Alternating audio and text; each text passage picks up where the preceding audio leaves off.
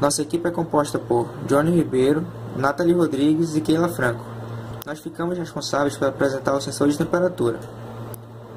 Um sensor de temperatura é aquele elemento que vai sentir a temperatura e passar essa informação ao circuito de leitura.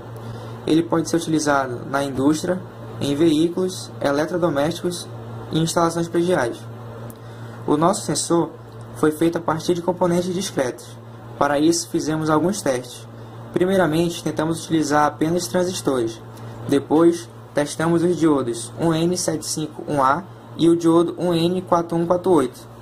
Após os testes, optamos pelo diodo 1N4148, por apresentar os melhores resultados, como vamos mostrar a seguir.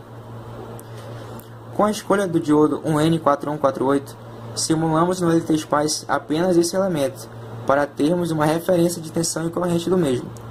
Os valores encontrados foram: para 521 mV, a corrente aproximada de 0,25 mA, e para 281 mV, uma corrente de 1,25 microamperes. Após isso, partimos para a simulação do circuito que desejamos implementar. Fazendo os cálculos também através do simulador, obtivemos uma corrente aproximada de 0,1 mA.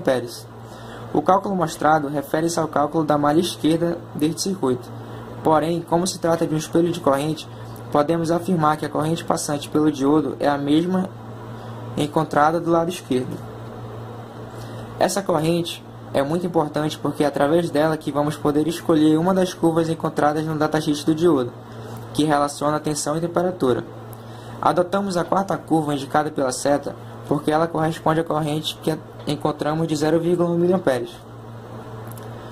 Partindo da curva escolhida, podemos prever como nosso circuito irá se comportar. De acordo com essa informação do datasheet, a uma temperatura de 25 graus Celsius, a linha pontilhada em azul, temos que conseguir medir uma tensão aproximada de 0,53 volts. E para 100 graus Celsius, a linha pontilhada em vermelho, temos que medir algo em torno de 0,38 volts. Sabendo o que é esperado do nosso sensor, começamos a montagem.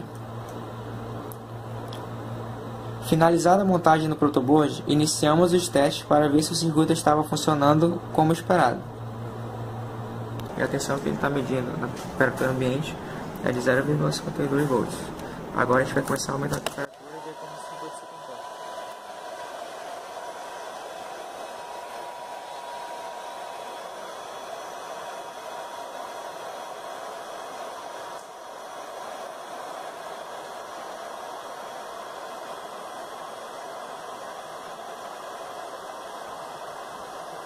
Podemos observar que assim que iniciamos o teste, ou seja, com a temperatura da sala que devia estar em torno de 25 graus, medimos 0,52 volts. E conforme fomos aumentando a temperatura com o uso do secador de cabelo, a tensão medida foi diminuindo, até estabilizar em um valor próximo de 0,28 volts. Isso comprova que nosso circuito está trabalhando dentro da faixa que tínhamos previsto. Como podemos observar, se prolongarmos a curva 4, podemos notar que 0,28 volts corresponde a 140 graus, obedecendo assim a curva. Para confirmar a temperatura que medimos, usamos o secador utilizado em nossos testes junto a um termômetro que era capaz de medir temperaturas até 110 graus. Como podemos verificar, o secador conseguiu atingir essa temperatura e certamente ultrapassaria os 110 graus, se o termômetro fosse capaz de fazer tal medição. Sendo assim, podemos afirmar que a temperatura medida por nosso sensor condiz com a temperatura que o secador proporcionou ao nosso circuito, estando assim totalmente de acordo com o esperado. Fazendo um comparativo com outro sensor de temperatura mais popular, o LM35, temos as seguintes observações a serem feitas. O LM35 tem uma faixa de operação de menos 55 graus a 150 graus, enquanto que o nosso elemento sensor, o diodo 1N4148, possui uma faixa de operação de menos 65 a 175 graus.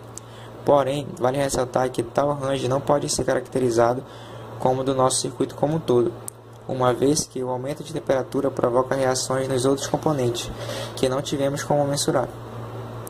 Em relação ao preço, pesquisamos e chegamos a esses valores da tabela, ou seja, nosso sensor corresponde apenas a 5,86% do valor do LM35.